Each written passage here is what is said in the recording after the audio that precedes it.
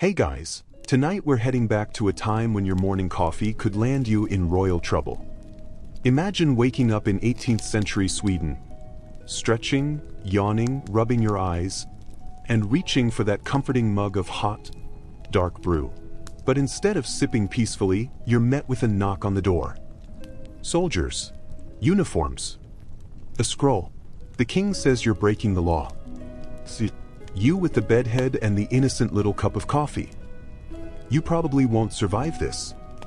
So, before you get comfortable, take a moment to like the video and subscribe, but only if you genuinely enjoy what I do here.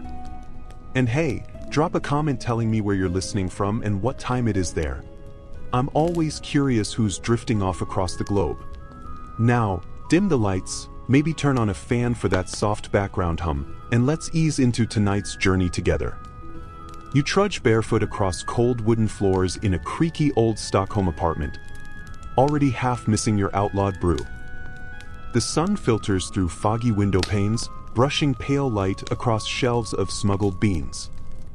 You've hidden them under the bed, next to those letters from your cousin in Copenhagen who's much too chatty about Enlightenment ideas. Risky. Very risky.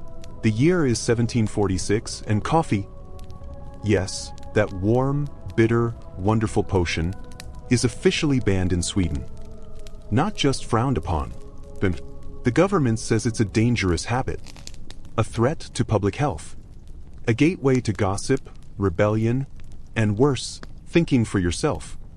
At least, that's what the official line says. You hear the church bells toll in the distance, steady as a ticking clock. And you remember what happened last week to your neighbor. Hauled off just for having coffee cups in her kitchen. Not even beans. Just cups. Ornate porcelain from Holland. Now considered evidence of criminal intent. Like having a loaded cannon casually parked in your parlor. Historians still argue whether the real fear was health-related or political.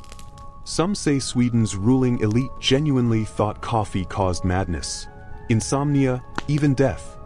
Others think it was the culture that terrified them, how the drink brought people together in back rooms and cafés, where ideas brewed faster than any pot on the stove. And it wasn't just Sweden being weird. All across Europe, coffee had become more than a drink, it was a phenomenon.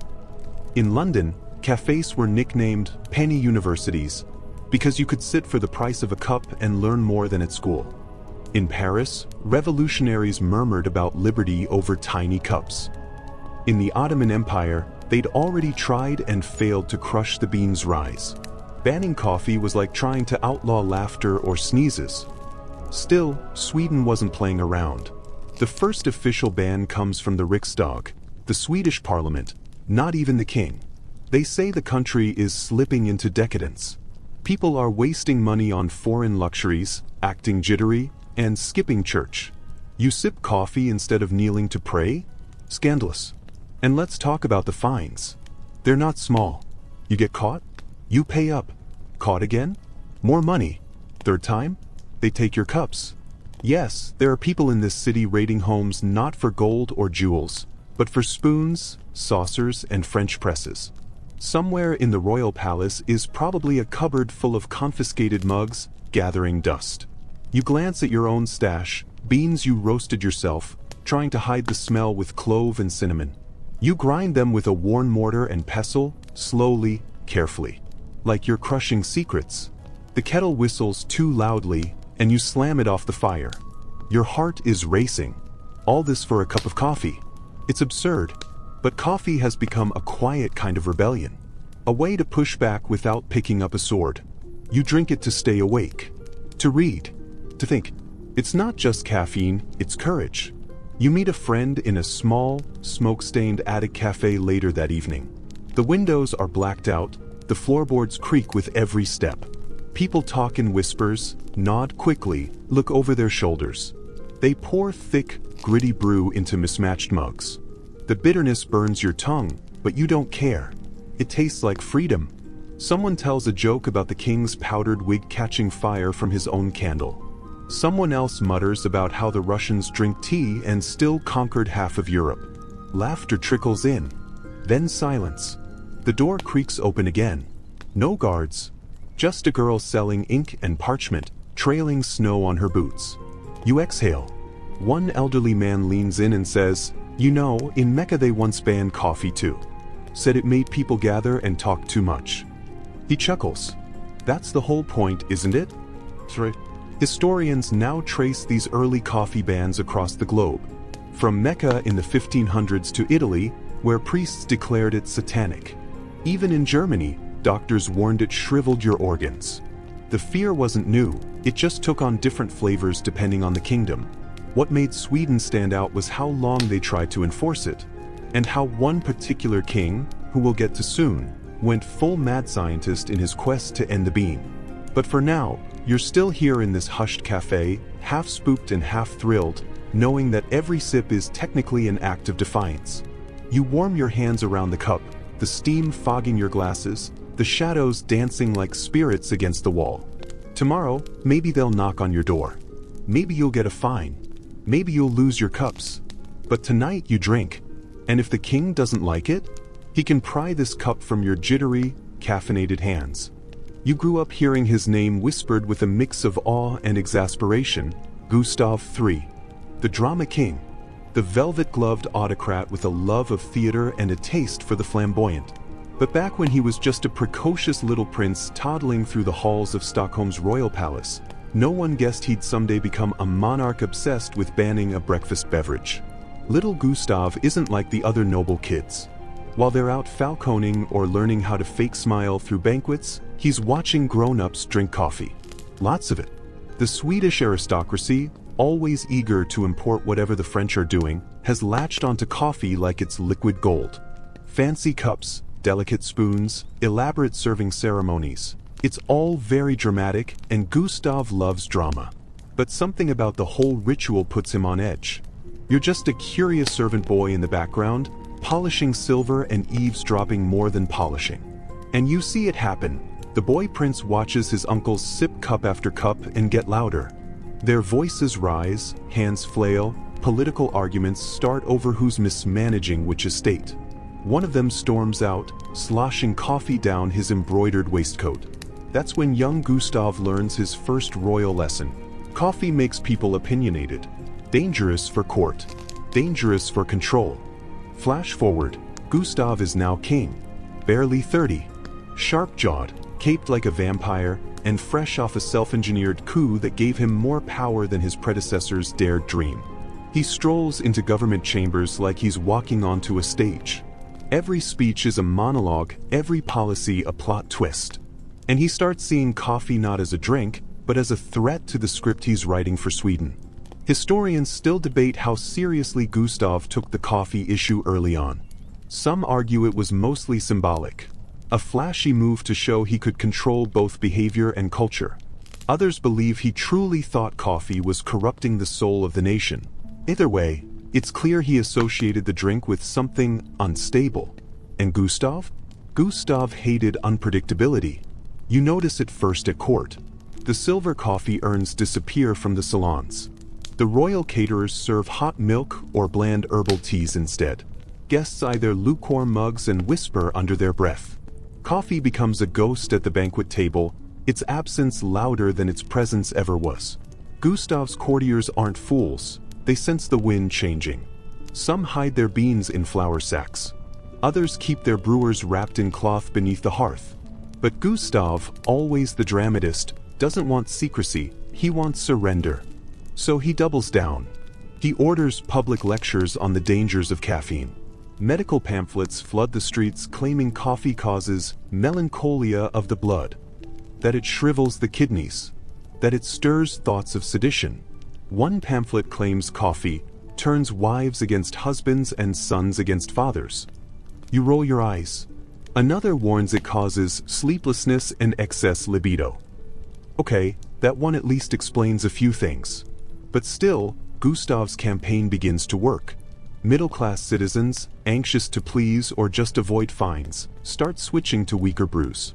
Soldiers at checkpoints sniff travelers' bags for the telltale aroma. And those elite nobles Gustav always side-eyes? They get careful. They sip in silence. One nobleman starts disguising his espresso as gravy. Meanwhile, Gustav takes his show on the road. He travels across Sweden to lecture about national discipline, moral purity, and the virtues of herbal tea. You see him once, gliding through a marketplace in a plumed hat, stopping beside a coffee vendor's cart. He pauses, plucks a roasted bean from a bowl, and holds it up dramatically. "This," he announces, "is poison in disguise." You can almost hear the vendor swallow his tongue. And yet, behind all the theatrics, there's a real undercurrent of fear. Gustav's reign isn't as stable as it seems. Enlightenment thinkers are gaining ground, printing pamphlets faster than he can ban them. Peasants are restless. Finland's grumbling. Russia's flexing. The last thing he needs is a culture of all-night cafés where people gather, think, and, worst of all, talk. You, of course, have your own coffee ritual now. It's 4 a.m. and you're crouched in a freezing pantry, pouring hot water over coarse grounds into a clay pot you found buried in your grandmother's garden. The brew is strong and bitter, and you sip it while scribbling bad poetry into the margins of a law book. Your candle flickers. You're awake, you're thinking, and you just know, that Gustav wouldn't approve. There's a fringe theory that Gustav once tried to link coffee to witchcraft.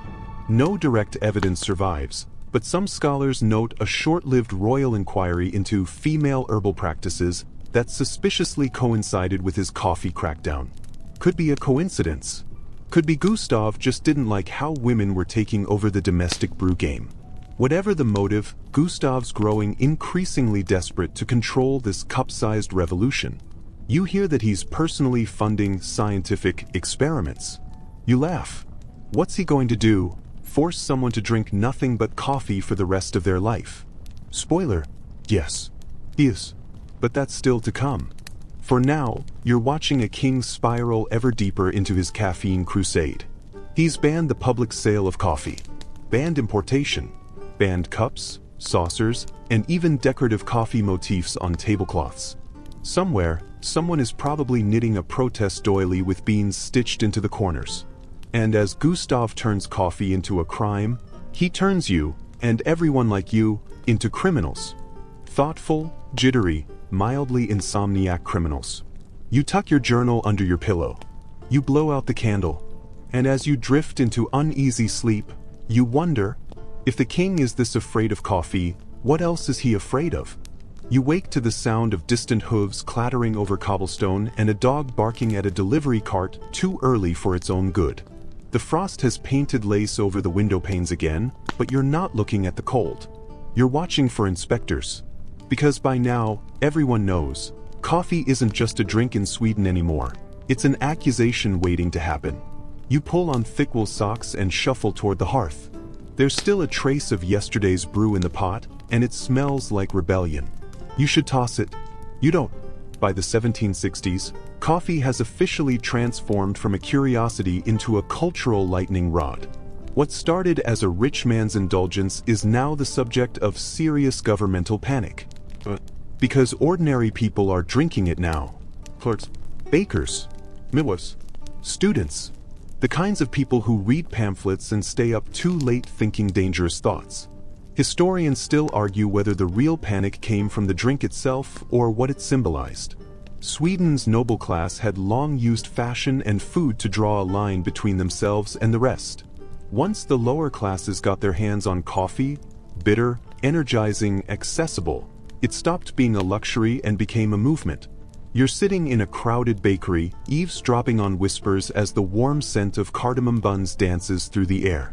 Behind the counter, the baker pours mugs of brown water for favored customers who know how to ask in code. No one says coffee out loud, of course. It's all euphemism now. You ask for a warm sigh or morning dust. The baker just nods. He's heard it all. There's a frilly poster on the wall, an official government notice banning all unauthorized gatherings involving exotic beverages. You wonder if the paper was posted with a straight face. And yes, the government's still trying to make coffee sound scary. Royal pamphlets now blame it for nervous disorders, excessive trembling, and moral decay. One even suggests it draws the mind away from the scriptures. Imagine being scolded by the state for having too many thoughts. And here's the kicker, even as Gustav's anti-coffee campaign rolls out with full royal gusto, coffee consumption keeps rising. It's like trying to fight a flood with a velvet curtain. The more they ban it, the more people want it. Now, the authorities are switching tactics. They're cracking down on the accessories. Can't always prove you drank coffee? Fine. They'll arrest you for owning coffee things. Cups, pots, saucers. Imagine having your fine china catalogued as evidence in court. You walk past a neighbor's stoop and see a sad little pile of confiscated mugs left behind like corpses of a party gone wrong. One woman down the street sews secret coffee pouches into her corset. Another hides beans in the hollow leg of a stool. You once saw a man disguise his coffee pot as a chamber pot? High risk, high confusion. There's an absurdity creeping in. And it's the kind Gustav can't see. Because from the royal perspective, this is about order, decorum, dignity. And yet the nation is becoming a giant game of hide and seek with coffee at the center. You're not sure whether to laugh or be scared. Then there are the punishments. Fines, of course. But for repeat offenders? Public shaming. One poor soul was made to stand in the square with a sign reading, "I brewed." Another had his name printed in the local gazette under the ominous title, "Caffeinated and Caught." But even Gustav's most loyal ministers start side-eyeing the policy. The bureaucracy is getting ridiculous. Inspectors are overworked. Judges are tired of processing people caught with half a teaspoon of beans. There's even an underground network of coffee informants who try to trade tips for leniency and often get things hilariously wrong. Your neighbor's cat was once mistaken for a caffeine courier after it returned home with a bag tied to its collar. Inside? Not coffee, just dead mice. A more fringe detail emerges in one of the city's lesser-read medical journals. A physician suggests that coffee's real threat is dream agitation. He warns that too much can cause vivid, uncontrollable nighttime visions of far-off lands and strange philosophies. The implication? Coffee isn't just dangerous while awake, it invades your dreams. Somewhere out there, a scholar probably still has that footnote bookmarked. Meanwhile, in your own dreams, you keep picturing what Sweden might look like without the ban. Long tables, candles, laughter, people talking late into the night, not because they're angry, but because they're awake, curious, alive. But Gustav doesn't want awake. He wants serene obedience, monotone loyalty, a nation that sleeps on time and worships quietly. And as your eyelids flutter open at dawn, you realize that's never going to happen. You brew quietly again. Third time this week. You ration your beans like treasure, scooping just enough to feel the heat rise in your chest. The smell curls into the corners of the room like incense. A sacred ritual. Outside, a patrol passes. You don't flinch anymore. The paranoia is now part of the routine. You've become, quite literally, a morning criminal. You imagine the headlines of the future, Sweden's war on coffee fizzles in froth. But that's far off. For now, you're still ducking behind curtains, peering through keyholes, savoring every drop like it might be your last. And Gustav? He's only getting started. You hear he's working on something new. An experiment. A test to prove coffee's danger once and for all. Whatever it is, it can't possibly be as weird as it sounds. Spoiler again, it totally is. You're summoned to the royal court not because you're important, heavens no, but because someone needs to carry scrolls and fetch warm towels and stand quietly in the background pretending not to listen. Which, let's be honest, you never actually manage. Gustav III is pacing. Not strolling, not gliding. Pacing. His cape flutters behind him like a moody curtain. His brow is furrowed so deeply you half expect to lose a coin in one of the creases. Around him, ministers fidget in silk, court doctors whisper among themselves, and the royal scribe nervously adjusts his feathered pen. And that's when Gustav unveils it, the coffee experiment. You hold your breath, thinking perhaps it's a metaphor, or a stage production, or some elaborate psychological test. But no, Gustav announces, in crisp theatrical cadence, that he has ordered a scientific trial, a state-sponsored study, a grand biological experiment involving, not mice, not volunteers, convicted criminals. The room goes quiet, even the walls seem to hold their breath. And then Gustav lays it out.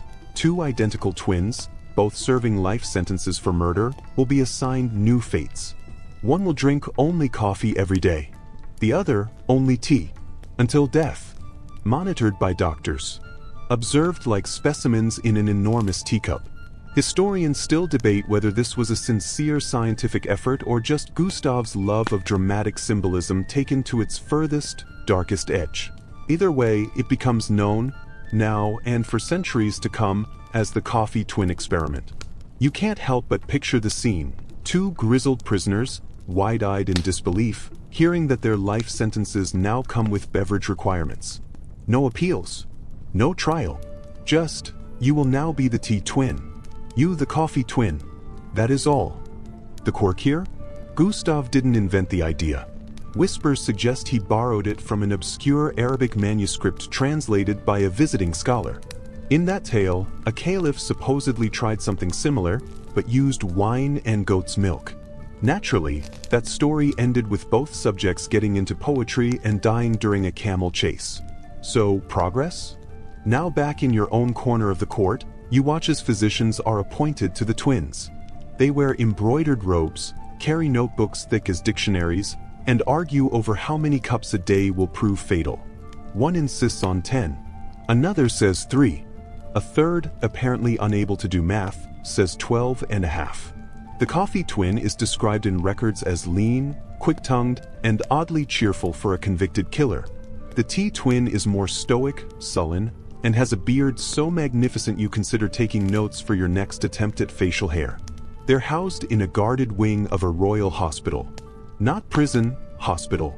Because this isn't punishment anymore. It's science.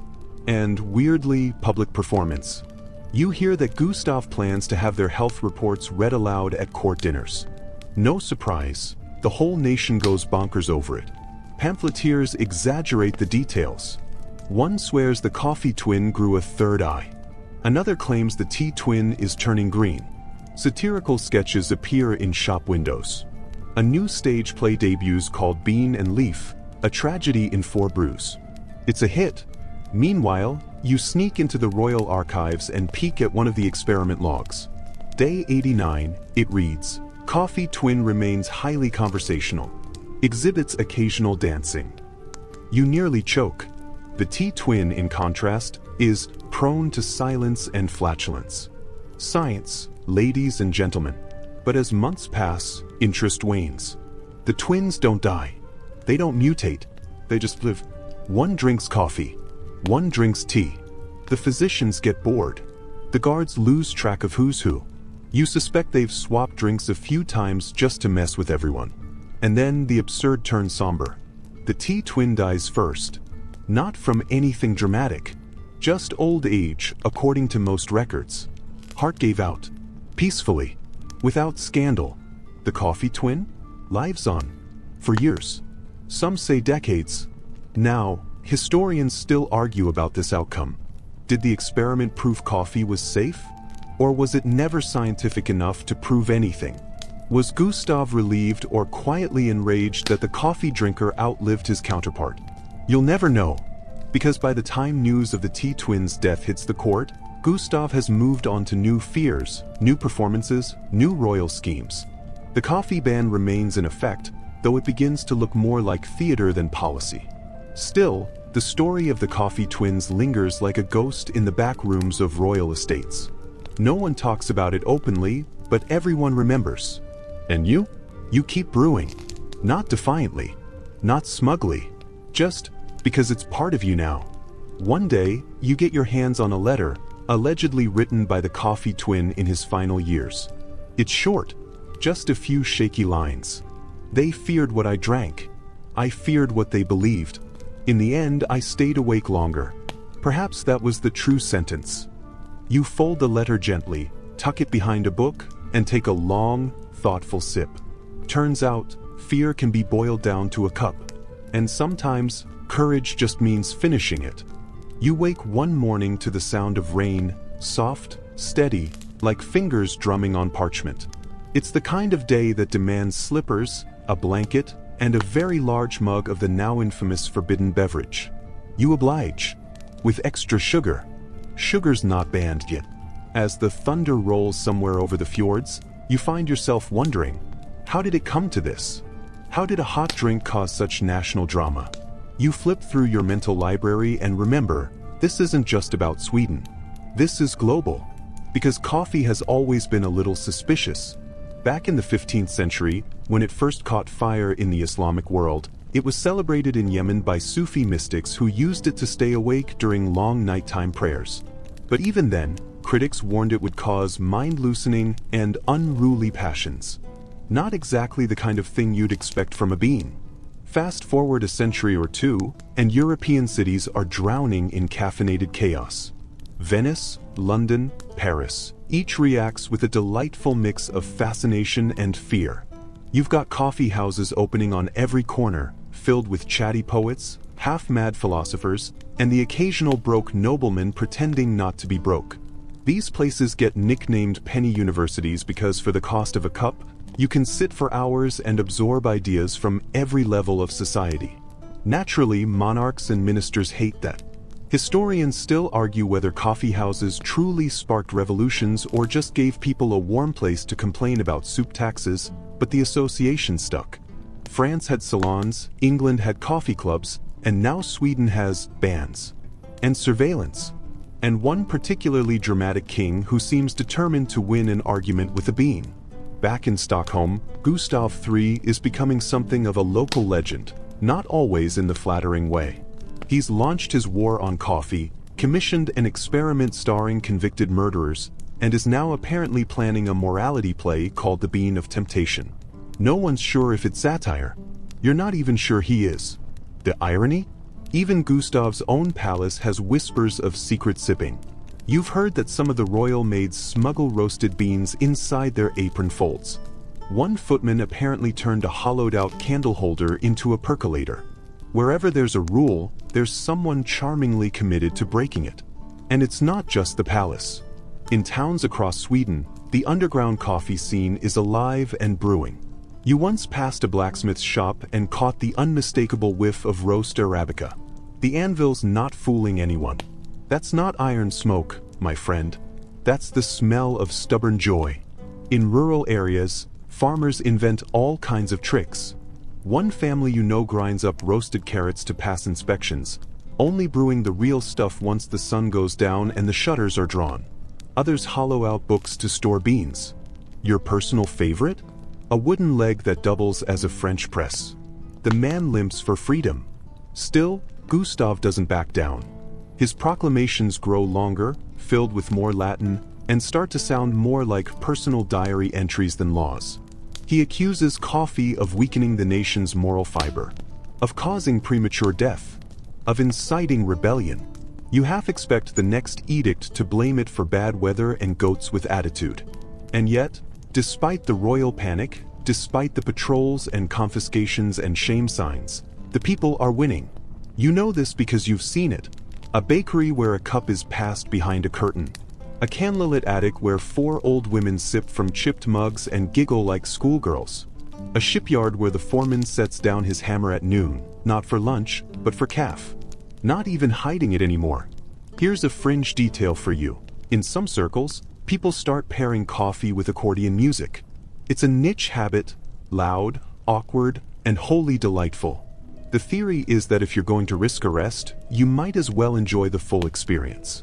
Picture it, a creaky attic, a mustached man on a battered accordion, and the heady smell of cinnamon buns and roasted beans. You almost don't mind getting caught. But Gustav does mind. Because he's losing the thread.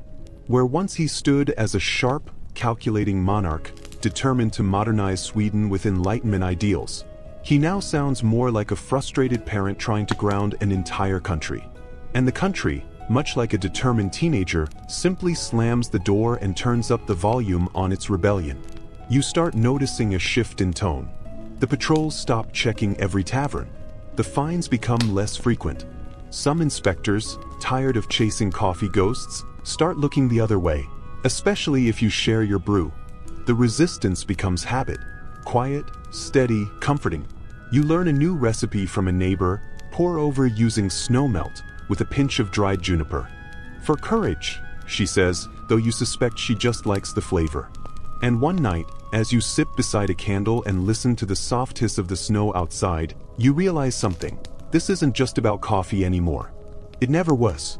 It's about dignity, about pleasure, about the absurdity of trying to legislate a habit so human, so warm, so deeply shared. Because that's the thing Gustav didn't understand. Coffee isn't just a drink. It's an invitation. It's the act of sitting across from someone and saying, "I want to hear you." And no law, no matter how dramatic or creatively worded, can outlaw that kind of connection. You take another sip. The cup is chipped. The sugar's lumpy. The candle's flickering low. But the warmth? Still perfect. So, here's where things start to wobble on their royal stilts.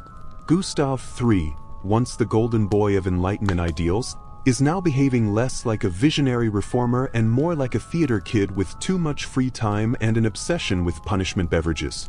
He's still ruling, technically, but it's clear something's off. You've noticed it in the way he lingers on speeches about moral decay, in how he over-enunciates the word vice, and especially in how he occasionally stares too long at people holding mugs, as though trying to telepathically detect caffeine. And while he stews in paranoia, the people keep sipping. There's an old woman in your neighborhood who runs a fabric shop by day and what might be Sweden's tiniest illegal cafe by night. Her parlor fits only 4 people and a small cat named Sultan. You duck in there one icy evening to find a blind accordion player softly serenading a group of smirking smugglers, each cradling a chipped porcelain cup. Nobody talks loudly, but they all know what they're doing. Meanwhile, Gustav's courtiers begin to fidget. The coffee twin experiment, once a talking point of grave intellectual merit, is now more of a punchline. Ministers bring it up only when tipsy. One even composes a limerick that rhymes Arabica with hysteria and ends with the coffee twin doing cartwheels at age 90. Gustav doesn't laugh. And that's the thing. You start to sense he's losing the audience. A king can forbid many things: luxury, speech, public assemblies. But the minute he becomes laughable, he's in real trouble. Historians still argue whether this moment, when Gustav became the king who banned coffee more than the king who modernized Sweden, marked the beginning of his decline. But to you, it's clear, the man is no longer feared. He's become a cautionary tale with a crown. Still, he doubles down. New restrictions roll in like waves of frost. A law against coffee utensils. Yes, really? A tax on roasted beans so high it might as well be ransom, and an edict requiring public registration of all coffee pots. Imagine that. A registry. For kettles. The response? Creative, if not exactly law-abiding. You hear of people painting their pots to look like vases. Others disguise them inside flour bins or under beds. One carpenter builds a dining table with a hidden brewing chamber, activated by pulling on a drawer that's labeled turnips. Ingenious. But the real twist? Gustav's own court begins to fracture. Not dramatically. Not with sword fights and whispered plots. But with sideways glances. With quiet questions. With ministers suddenly becoming very interested in tea, or cider, or anything that isn't coffee but still lets them sit and whisper behind closed doors. There's even a rumor that Gustav's own brother, Duke Charles, has been seen drinking from a suspiciously dark mug.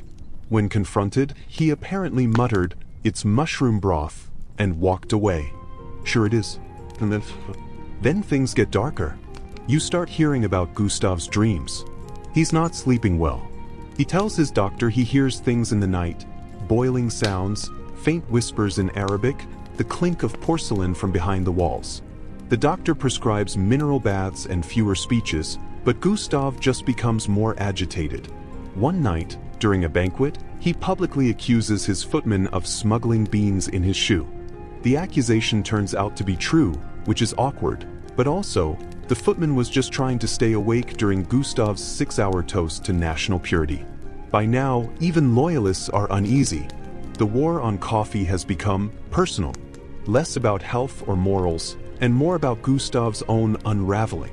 He starts talking about poisoners, about Turkish spies, about how caffeine might be a gateway to satanic mathematics. You're not sure what that last one means, but it sounds spicy. Still, there's no coup, no mass rebellion, just a slow erosion of faith. And here's the fringe tidbit of the day. You learn that in some underground circles, a new word has emerged, cafedor. Literally, coffee door. It refers to someone who outwardly obeys the law but secretly brews behind closed doors. Being a cafedor becomes a badge of quiet rebellion. A wink, a nod, a shared joke between the sleepless. You, of course, become one. It starts small. A cup after sunset, then a thermos hidden in a stack of hay. One night, you pass a note in church, blasphemy, asking if the woman 3 pews over wants to meet at the mill for a night pour. She does. You bring cinnamon. She brings sass. Eventually, you stop feeling afraid. Because by now, everyone knows the truth. Gustav can ban cups, beans, and brewing methods. But he cannot stop the craving. Not the taste, not the ritual, not the strange warmth that comes from a drink that somehow feels like company. The coffee movement doesn't burn like a revolution. It percolates, steady, stubborn, impossible to root out.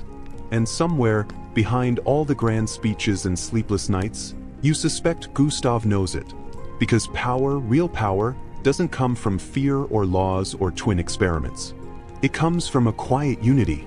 From stubborn grandmothers and accordion players and footmen with shoes full of beans. And so you lift your cup, chipped, steaming, beloved, and take a long, defiant sip. It's not just a drink. It's your flag. You wake to snow, again. Of course. It's Sweden, after all, and winter doesn't end so much as take breaks. You pull on your boots, still damp from yesterday, and head out for supplies. But in truth, you're really looking for whispers. The baker down the lane knows things. She always does. She tells you that Gustav is building a new theater. Another one. Not a church, not a school, but a performance hall, with velvet curtains and imported Italian acoustics. The king, it seems, has turned from legislation to dramatization. If you can't convince the people, maybe you can stage them into submission. He commissions a play. No one's seen the full script, but the title alone is bold. The Virtuous Cup, a tragedy in 5 brews. You snort into your mittens. That's not satire. That's delusion with a spotlight. Still, you hear it'll be performed at the new Drottningholm Theater, an opulent little jewel box of a building nestled on palace grounds. Painted ceiling, gilded boxes.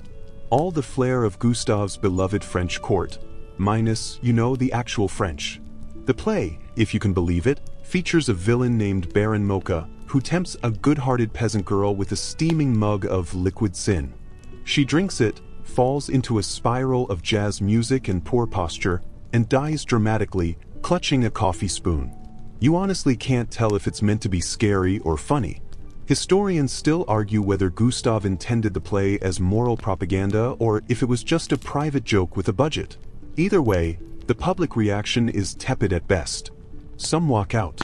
Others snicker. A few get the giggles so badly they have to be escorted out. Gustav pretends not to notice. But here's the thing. His obsession is taking oxygen away from actual governance. Trade negotiations are stalled. Infrastructure plans sit ignored. There's a backlog of petitions that no one has read because, frankly, Gustav is too busy instructing actors on how to pronounce decaffeinate like a death sentence. And people, regular people, are beginning to talk about it in the open. You're at the fish market one morning when a man holding a halibut says, "If the king spent half as much time fixing roads as he does banning beans, I'd have 2 good boots instead of 1. He's loud. No one shushes him. That's new. In secret cafés, over warm mugs, the conversations are more serious now. There's talk of reform, of leadership, of succession. People are remembering that Gustav has no direct heir, only nephews and brothers, none of whom share his flair for royal theater. Some even wonder aloud what would happen if Gustav weren't around much longer. It's not treason. Not yet. Just curiosity brewed strong. Meanwhile, the underground coffee scene continues to evolve. You discover a new kind of meeting, the midnight mug. These aren't your usual sleepy chats. They're political now. People share news, discuss strategies, exchange bean smugglers' routes. One woman even unveils a hollowed-out Bible where she stashed espresso powder between psalms. Fringe detail? Someone invents the first known coffee cipher, a code book where letters are replaced with brew times. You learn that 2:45 means watch the guards, and 4:10 means bring sugar. It's ridiculous. It's brilliant. It's everywhere. And yet, despite everything, Gustav is still the king.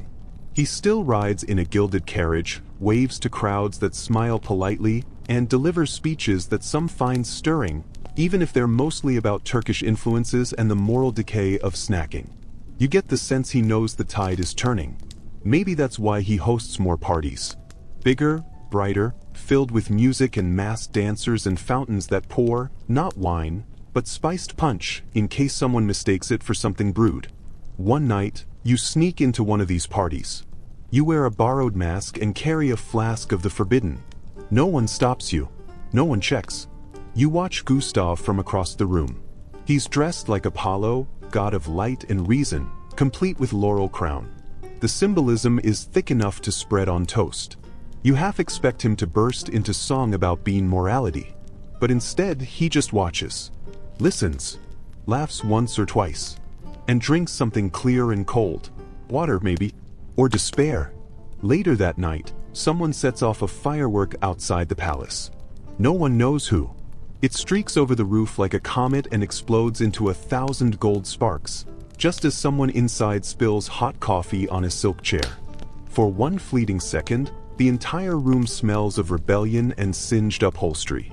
You slip out before the guards arrive.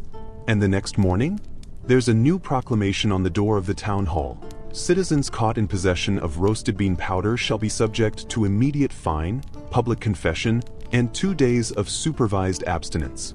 Supervised abstinence. You can't stop laughing, because by now you know how this ends. Not with war, not with triumph, but with exhaustion. The kind that sets in when a king shouts too long and nobody listens anymore. The people haven't just outlasted Gustav's laws. They've tuned him out. You walk home with a fresh bag hidden in your coat. The snow's falling again, but your hands are warm. Your heart is light. And your coffee? Hot, sweet, and exactly how you like it. By now, the war on coffee isn't really a war. It's a bedtime story. One parents whisper to their children as a cautionary tale. Drink your milk or the king will come and confiscate your teacups. Kids giggle. Adults roll their eyes. And Gustav, poor Gustav, still believes he's winning. You've grown bolder, and so has everyone else. In fact, there's now a coffee shop, yes, a real one, operating in broad daylight behind a tailor's storefront. The front room sells waistcoats. The back serves cappuccinos. If you ask for double stitch with cinnamon, you're led through a velvet curtain into caffeine heaven. There's even live poetry on Fridays. You sit in the corner one evening, nursing a smooth cup and listening to a man in round spectacles perform an ode to Turkish beans, rhyming aroma with diploma. It's bad poetry, but the crowd applauds like it's Shakespeare. And then, just when you think things can't get stranger, Gustav doubles down. He calls a full royal council. Every major figure in his administration is summoned. The topic? Not famine, not foreign threats, not trade deficits. The topic is the complete eradication of the bean menace. That's the actual heading on the official parchment. You see a copy nailed to a church door, and for a moment, you're convinced it's a prank. It's not. The king proposes a national bean sweep. Every household must submit to random inspections. All coffee pots are to be surrendered. There will be patrols. There will be bean-sniffing dogs. One noble even suggests using pigeons trained to detect roast aromas. Gustav nods, slowly. He's taking notes. Historians still argue whether this council marked the true tipping point of Gustav's reign, from eccentric to authoritarian, from enlightened to embarrassingly obsessed. You can't help but think of the man who once held salons on natural rights and hosted Voltaire's disciples. Now he's designing sniffer pigeons. Progress? But the absurdity is lost on no one, except Gustav himself. You hear that one member of the council faked a fainting spell to get out early. Another pretended he had the flu. A third brought a travel mug with tea and sipped it very, very slowly while avoiding eye contact. You don't blame them. It's exhausting. And this is where things take a turn. Because it's not just the public growing weary. It's the state. A quiet resistance begins to bubble inside the bureaucracy. Not rebellion, yet, but neglect. A kind of passive sabotage. Orders go unfulfilled. Proclamations are printed but never distributed. Enforcement officers lose their maps. One town council simply decides they have too many potholes to worry about mugs and refuses to participate. You admire their priorities. Meanwhile, Gustav grows more isolated. He spends more time alone in his writing room, penning letters to monarchs abroad, asking them to consider coffee hygiene initiatives. Catherine the Great never responds. King George III sends back a polite note about tea and mental health. Louis XVI writes, "Your Majesty, this is perhaps not the moment," which in hindsight is the understatement of the century. Still, Gustav persists. He begins to surround himself with loyalists. Not the sharpest minds, but the most agreeable ones. People who nod at every sentence, even when he suggests that coffee beans may have subtle vibrations that weaken the moral spirit. You think maybe he's confusing coffee with witchcraft. Then comes the decree that stuns even his allies. Any physician caught recommending coffee for medicinal use shall be stripped of their license.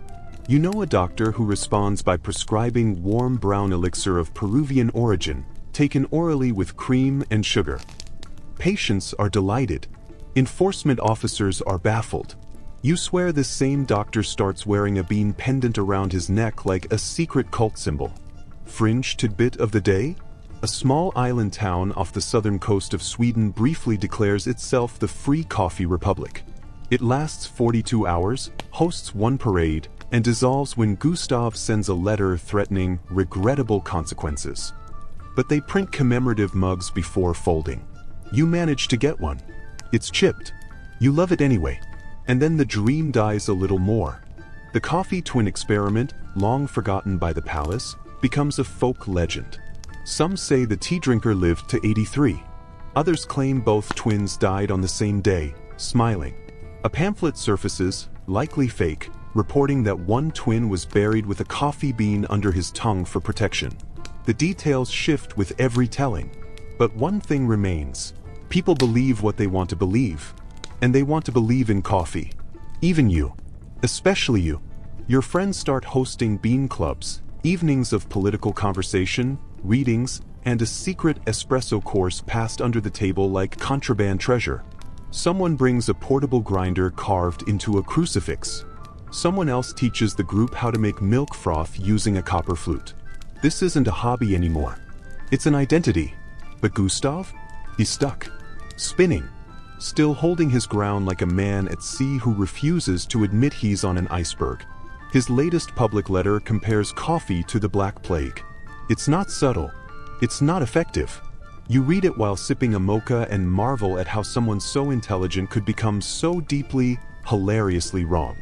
Yet part of you pities him. Because while the kingdom quietly rebels, the king is alone with his fears, his opera scores, and his beanless mornings. You imagine him sitting in silence, watching steam rise from an empty teacup, pretending it's enough. But it's not. Not for him. Not for you. Not for a country that's already moved on. It's spring now.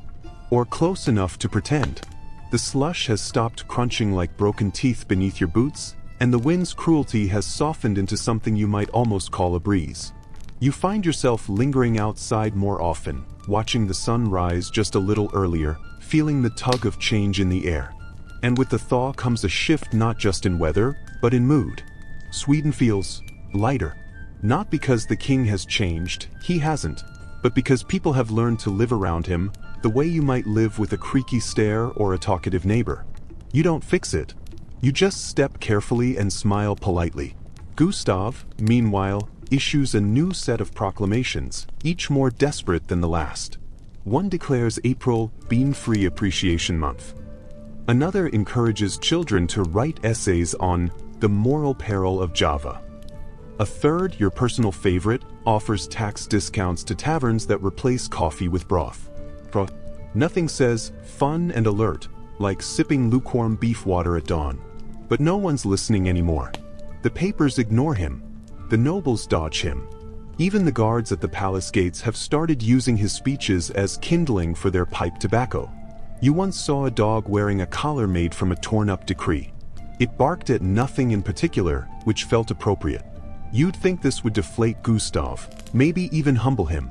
But no, he doubles down again. This time, he hosts a grand symposium, a royal summit on moral fluids and their national consequences. He invites scholars, theologians, poets, and one very confused fisherman who misread the invitation and brought pickled herring. The keynote? A 2-hour lecture by Gustav himself titled, From Mocha to Mayhem, a King's Vigil. You sneak in. Of course you do. The hall is cold and underattended. The few guests shuffle in awkwardly, their breath visible in the dim light, their eyes scanning the exits. Gustav stands at a gilded podium, wearing robes that shimmer like melted candle wax. His voice trembles with passion, or maybe frustration, as he declares coffee a corrupter of hearts, a thief of Swedish soul. He pulls out a jar. It's filled with beans. He calls it a weapon of softness. Historians still argue whether Gustav truly believed in the dark power of the bean, or if, at this point, it was just a symbol he couldn't bear to lose. Like a knight refusing to dismount even as the tournament ends, clinging to his lance while the crowd goes home. You sit near the back, your flask warm against your ribs. No one stops you. No one notices when you take a slow sip mid-speech. The taste is bold, slightly burnt, but perfect. You've never felt more alive. Later that night, you hear whispers. Something's changing, not just in public, but inside the palace. Gustav's inner circle is shrinking. Trusted advisors are distancing themselves. Even his siblings have started to speak carefully, using phrases like His Majesty's enthusiasms and our brother's unique priorities. That's aristocrat speak for we're embarrassed, but politely. And then, there's the rumor. You hear it first from a servant who scrubs palace floors. She tells you, while peeling onions, that someone close to the king has started drinking coffee. In secret, inside the royal residence. Maybe even in the king's own chamber. No names, no proof, but the idea alone is electrifying. Because if coffee can crack the palace, it can do anything. And sure enough, small things start to happen. A page boy caught with a warm cup is merely scolded, not dismissed. A visiting ambassador requests coffee and receives it, lukewarm, yes, but present. One evening, during a private concert, a harpsichordist actually yawns. Gustav glares, but nothing more. The crack is growing. Fringe detail of the week? Someone paints tiny coffee cups onto the frescoes in the Hall of Mirrors. You only see them if you know where to look. A cherub holding a demitasse. A satyr sipping behind a tree. Subtle. Treasonous. Adorable. But the real shift? It's in Gustav himself. He's aging now. Not dramatically, but noticeably. His speeches are shorter. His dinners less grand. There are days he doesn't leave his study. His silks hang looser. His curls are grayer. You wonder, does he know? Does he feel it? The world moving on without him, like a parade that forgets its lead drummer? And then, one morning, a new proclamation. But this one is different. It's shorter, simpler, stranger. Let each man drink as his conscience allows. That's it. No fanfare. No explanation. Just a single parchment posted at dawn, fluttering quietly in the breeze. You see it. You read it. You blink. You run to the tailor's shop. You burst through the curtain. Everyone's already there. No one speaks. But cups are raised. And for the first time in years, the coffee flows openly. No codes. No disguises. Just laughter. Steam. A toast to reason. Historians still argue what this meant. Was it surrender? A ruse? A moment of clarity before relapse? But to you, it's something else entirely. It's permission to exhale. You take a sip. The heat hits your tongue rich and real. And for the first time in this strange, bean-hating kingdom, You taste peace. You settle into the rhythm of this new, strangely hopeful Sweden. Coffee no longer lurks in shadows or whispers, but dances openly in cups and hearts.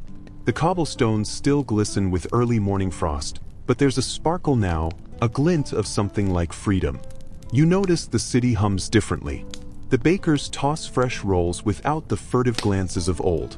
The cobbler hums a jaunty tune. Even the children speak less in hushed tones about forbidden beans. The air smells like baked bread and hope, maybe even a hint of cinnamon. And Gustav? Well, he's still around. You see him occasionally, walking slowly through palace corridors, a little less stern, a little more weary.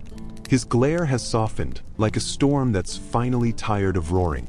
There's a new quiet dignity in him, no longer a king battling beans, but a man caught in the tide of history. His court shifts too. The drama fades.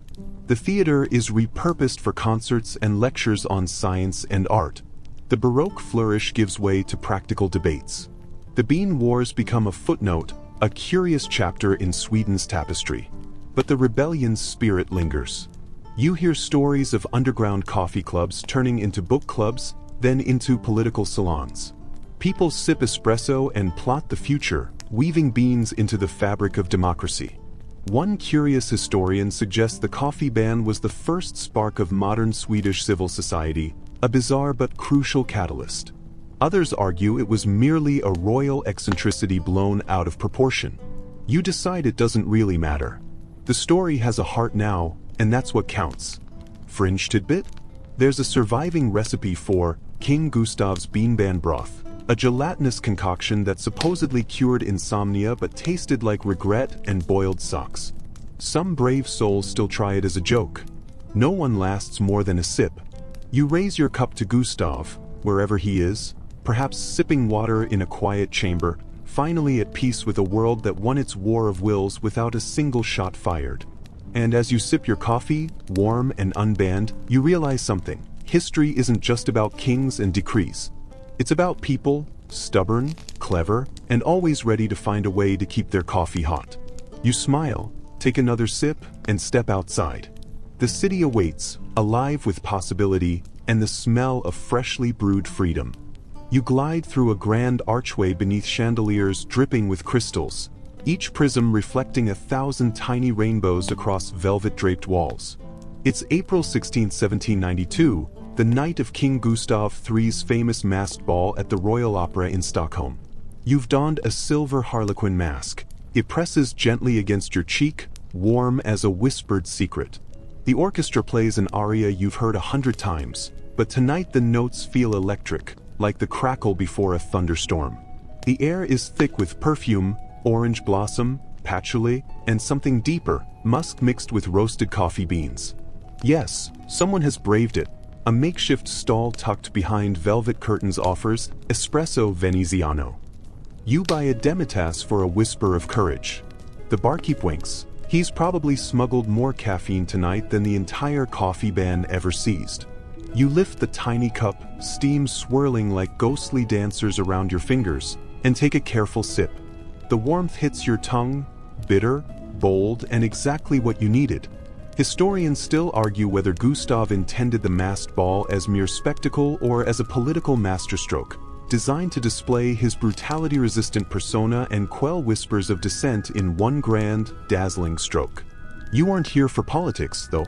You're here for the intrigue, for the hush-hush rendezvous, for the thrill of caffeine-fueled espionage, and maybe, just maybe, to glimpse the king himself.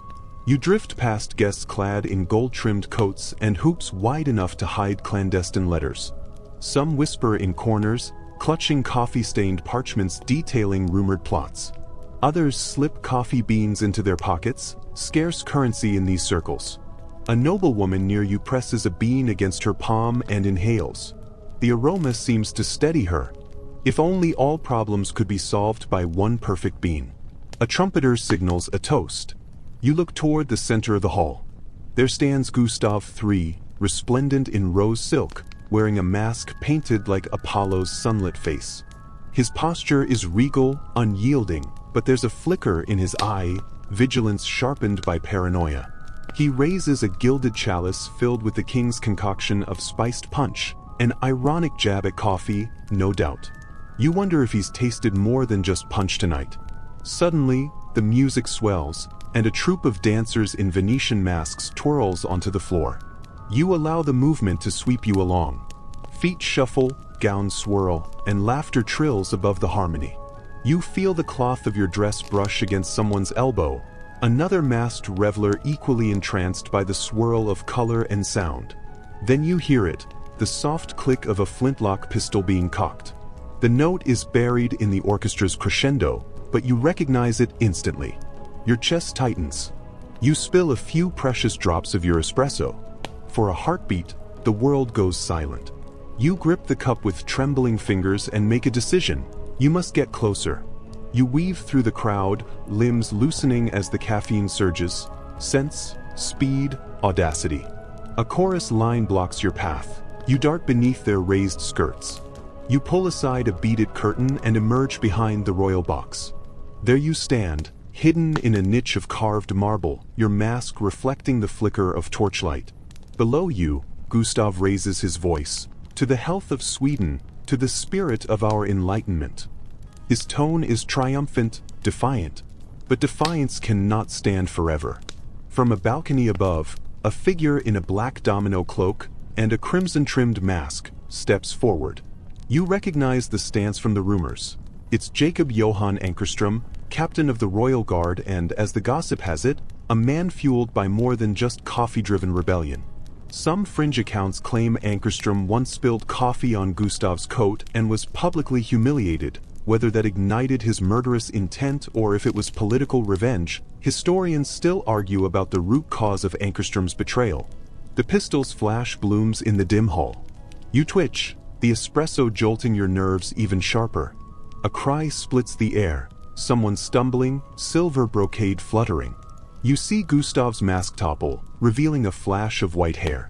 He staggers, hand pressed to his chest. The crowd recoils in horror, music grinds to a halt.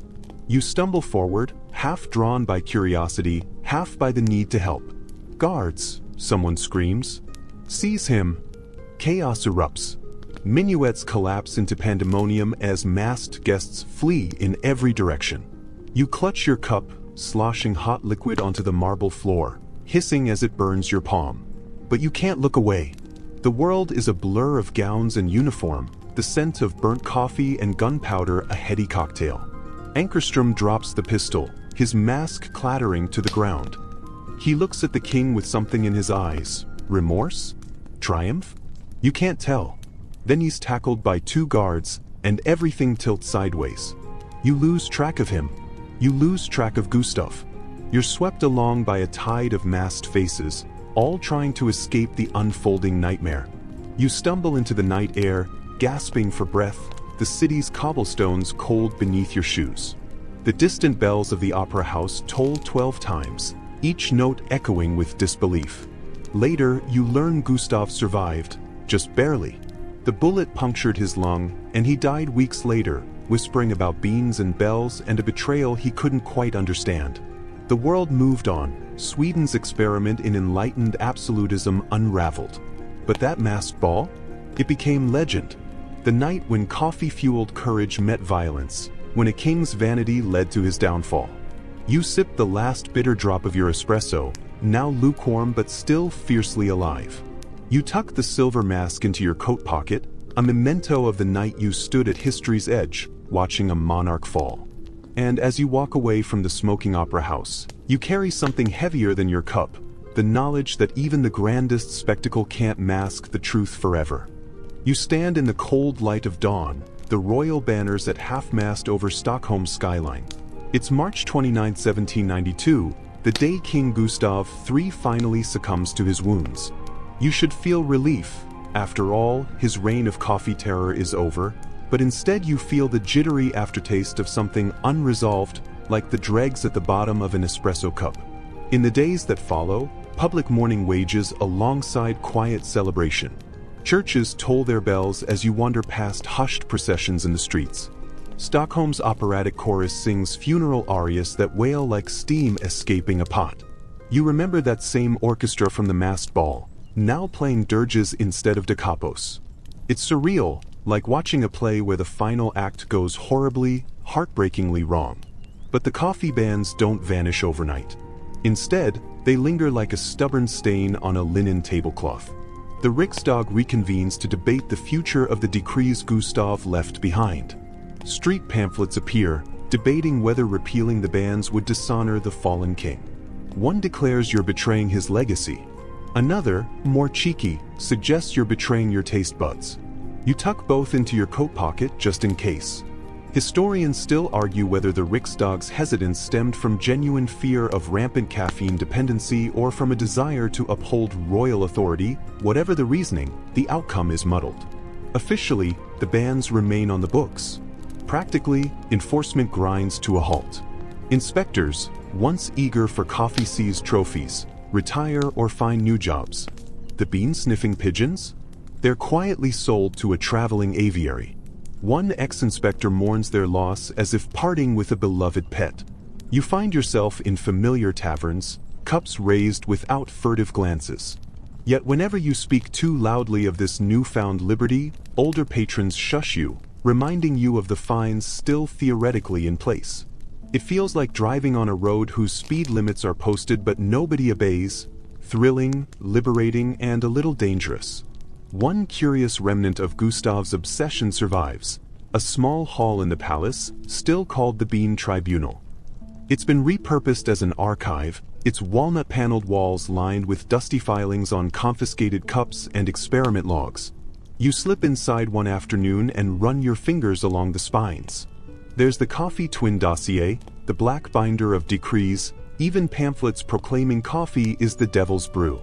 You resist the urge to laugh and chip off a sliver of veneer as a souvenir.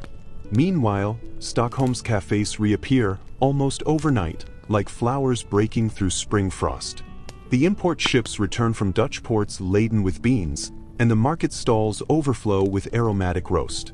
One particularly cheeky vendor sells Gustav's Revenge Blend, complete with a caricature of the king spitting out a coffee bean in shock. You buy a tin and tuck it beneath your arm, savoring the headline, "Now that he's gone, coffee lives."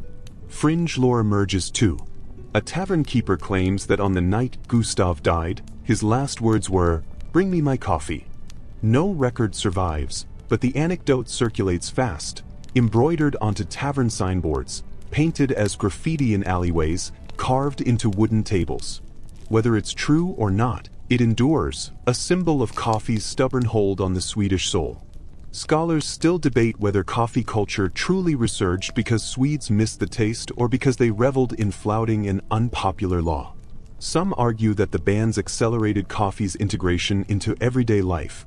People flocked to cafés not just for caffeine, but for camaraderie born of shared defiance. Others suggest it would have happened anyway, as trade routes and Enlightenment ideas continued to flow. Regardless, one thing's clear: the bean had won.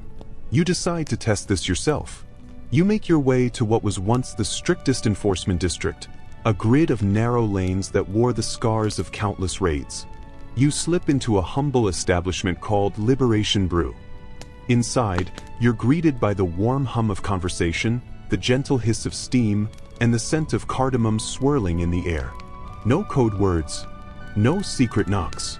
Just a bell over the door and a barista who smiles when you say, "Coffee," out loud. You take your seat at a chipped marble table. The barista pours your cup, rich, velvety, no sugar unless requested. You cradle it in your hands, letting the warmth seep into your palms. A young couple at the next table chats about philosophy. A scholar with ink-smudged fingers reads Voltaire. An old fisherman sips slowly, careworn, content. It's not the same as the clandestine gatherings in your attic haunt, but it feels somehow sweeter for its openness. You recall the midnight ciphers, the accordion serenades, the cafe under the tailor's shop. All of it feels like a dream that finally yawned awake. You lean back and sip. The flavor is familiar relief, an old friend returned. The wind picks up outside, stirring banners that still display Gustav's royal crest. But you don't flinch.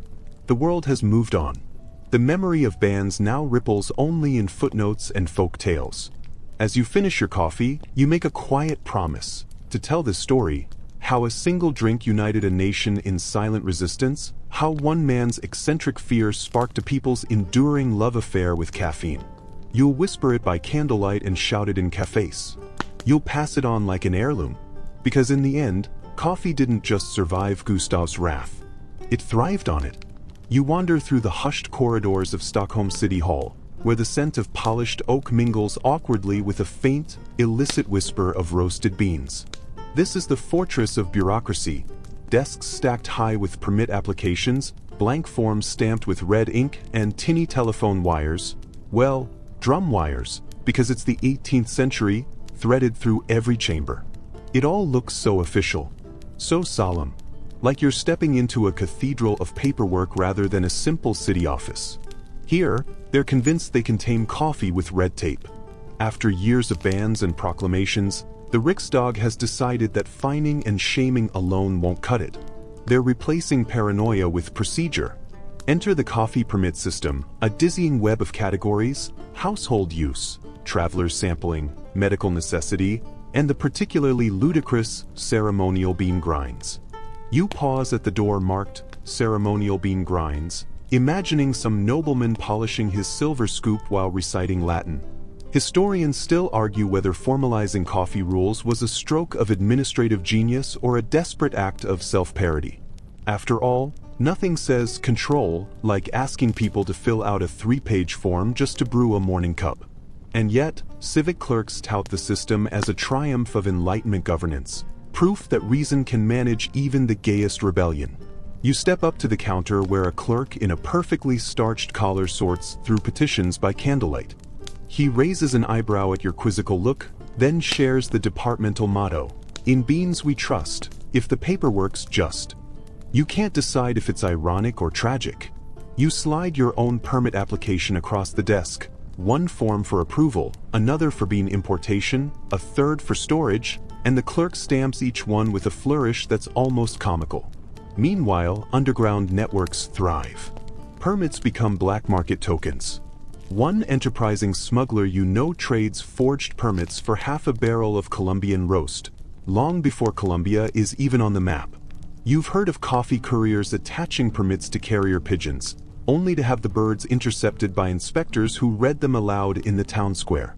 The resulting laughter echoes louder than any decree. There's a mundane fact you might forget in all this drama. By 1795, Sweden's coffee imports had plummeted by 40% due to these regulations.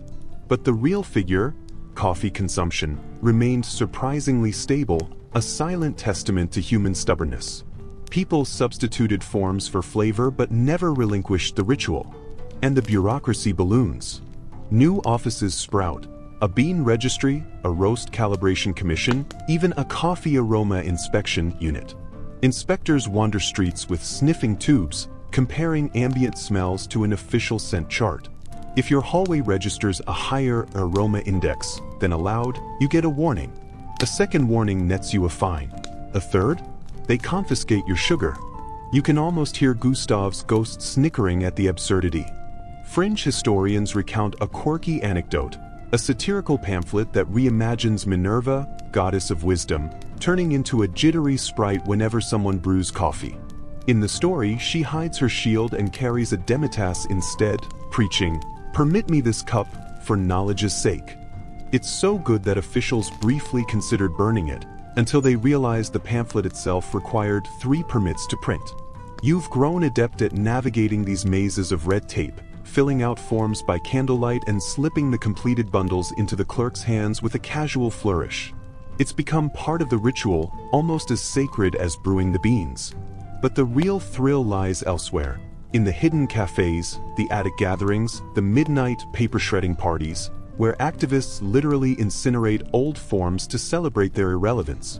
You once joined one in an abandoned barn, the smoke rising like a benediction, the acrid tang of burning ink mingling with genuine roast. Historians still argue whether this proliferation of offices and regulations marked the apex of the bean saga or the beginning of its final triumph. The system is too cumbersome even for the crown to maintain effectively. Clerks retire in frustration, mugs of black coffee in hand, cursing the very papers they used to stamp. Inspectors take bribes for spare permits. Local magistrates quietly refuse to schedule coffee hearings, citing urgent church business or tract debate overload.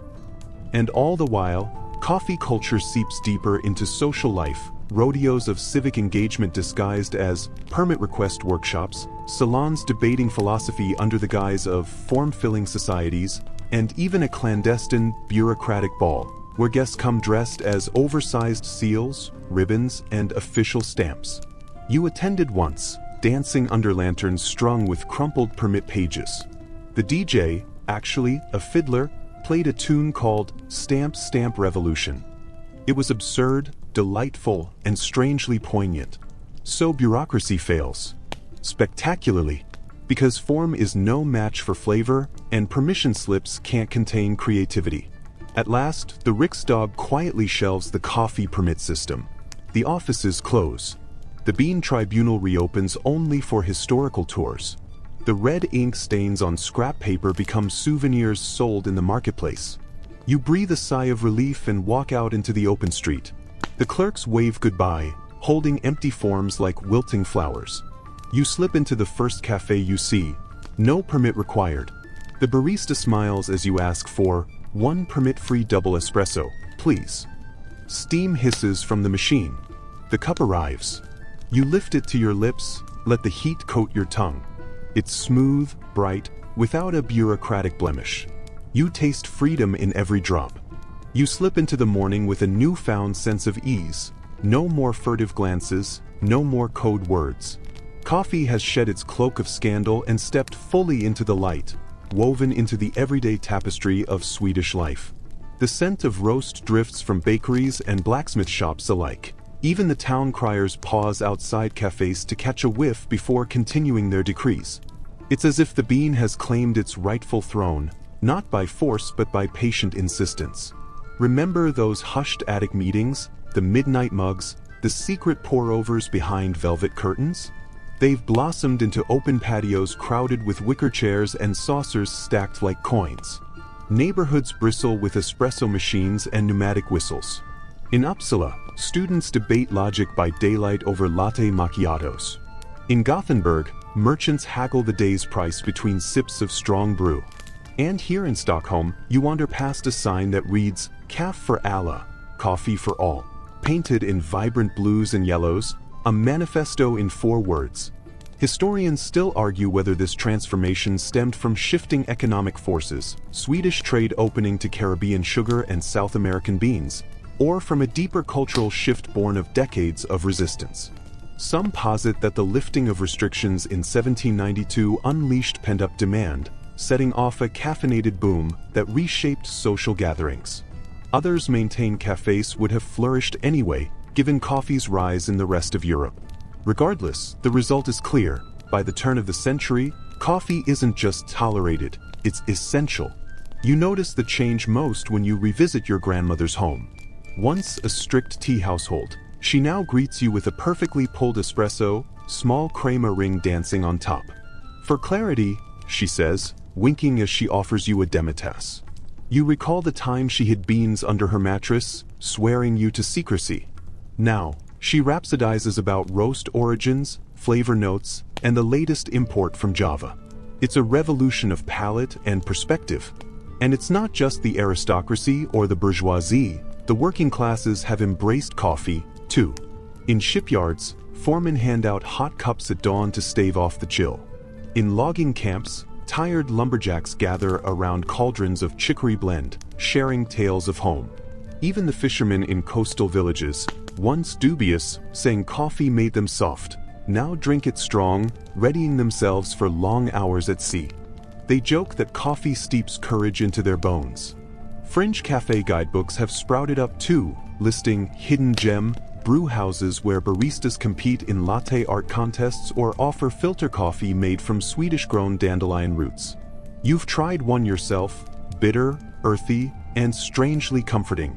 The guide warns that some baristas pressure guests to speak only in coffee puns. You nearly plot escape until you're served a cup named Midnight Sun Mocha, complete with swirls of dark chocolate. Coffee culture has seeped into literature and the arts. Playwrights stage comedies set in cafés, featuring chatty philosophers and mistaken identities over spilled lattes. Poets compose odes to caffeine's gentle heartbeat. One novelist dedicates an entire chapter to a character's existential crisis solved by a single espresso shot. Scholarly debates even reach academic journals. Did coffee houses facilitate Sweden's embrace of Enlightenment ideals, or merely reflect pre-existing intellectual currents? Historians still argue, but most agree those bean-stained tables saw more ideas exchanged than any dusty lecture hall. Economically, coffee has become as vital as timber or iron. Merchants lobby for favorable import tariffs. Farmers experiment with greenhouses to cultivate chicory as a local alternative in lean years. Shipowners outfit vessels especially for bean transport, emblazoning hulls with pictures of coffee cherries. You hear rumors of a merchant who built an entire summer house for his bean collection, complete with temperature-controlled cellars and copper-roofed roasteries. Social rituals evolve alongside the drink. The traditional fika, a midday break for coffee and a sweet bun, has become an institution, a moment of communal pause. Offices schedule fika hours to encourage worker camaraderie. In homes, families gather at dusk, trading news over mugs rather than just bread and water. It's said that no Swedish wedding is complete without a post-dinner coffee round, where toasts flow as freely as the brew. You find yourself at one such wedding, under white linen canopies in a garden awash with spring blooms. The bride offers you a cup from a gleaming silver percolator, its spout pouring steadily as laughter mingles with bird song. You take the cup, its warmth steadying your hand. "May your life be as rich as this roast," she says. You nod, savoring the bittersweet complexity that mirrors your own journey. Yet even as coffee cements its place, the legends of Gustav's bands and bizarre experiments endure. Tourist pamphlets advertise Gustav's Coffee Trail, a walking tour pausing at the Old Bean Tribunal, the masked ball site, and the clandestine attic cafe where your story began. Street artists paint murals of the coffee twins, their portraits side by side, one holding a steaming cup, the other a teapot, beneath the caption, "Both lived. One knew why." It's a reminder that history can be stranger than fiction. In many ways, coffee's triumph is Sweden's triumph. It testifies to the power of simple pleasures in uniting people across classes and regions. It underscores that culture cannot be commanded by decree but grows organically, fueled by shared rituals and human connection. And at its heart is you, a witness and participant, once a criminal brewing in shadows, now a citizen whose morning begins with open choice. You step into a bustling cafe and order the usual, a double espresso with just a whisper of sugar. The barista knows you by name now and greets you with a smile.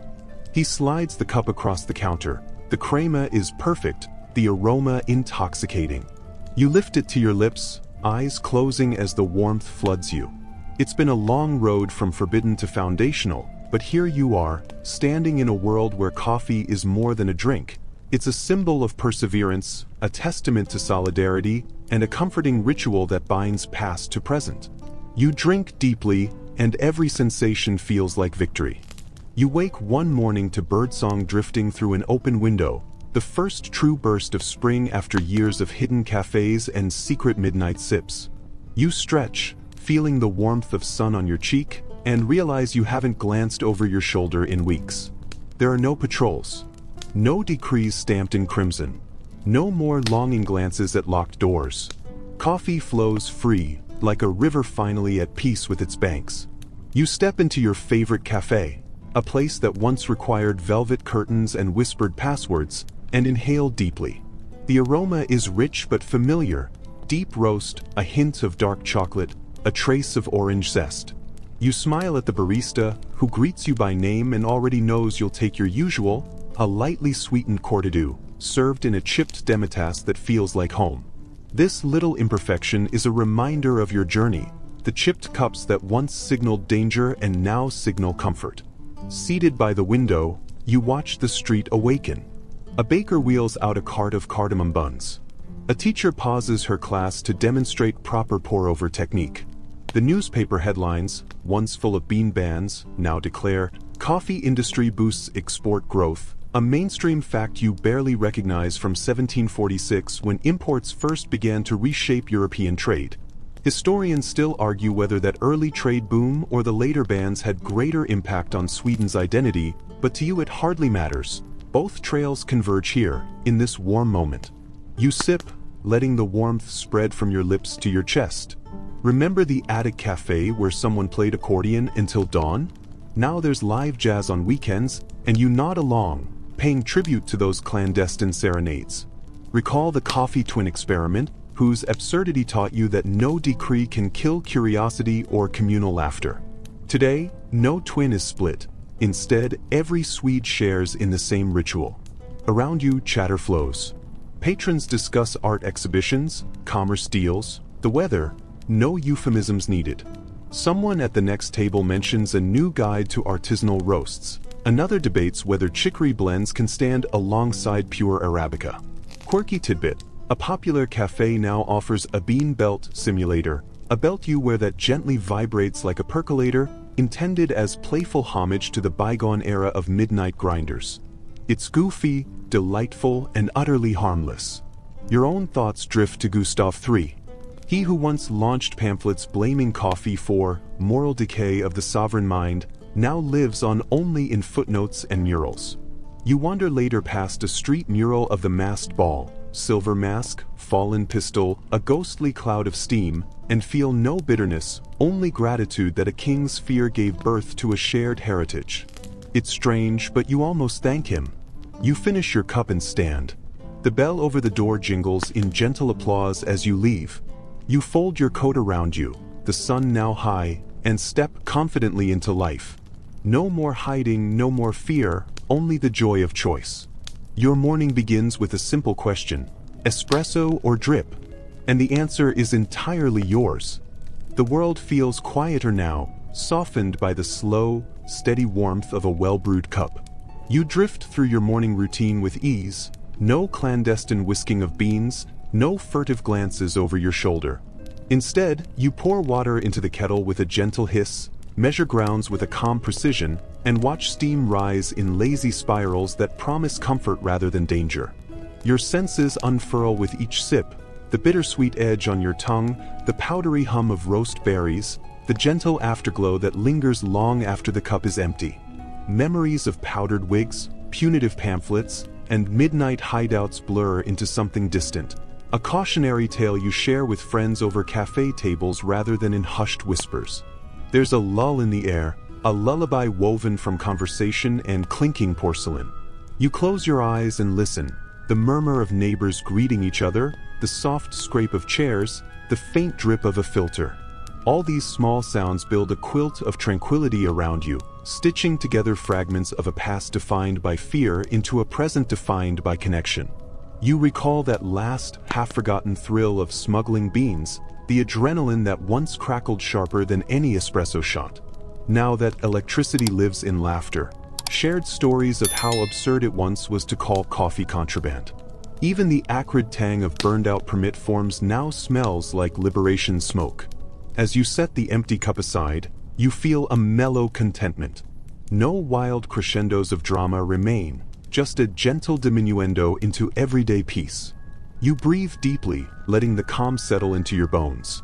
Rest with that softness. May your dreams carry the aroma of freedom, and may your mornings always begin with the simple joy of choice.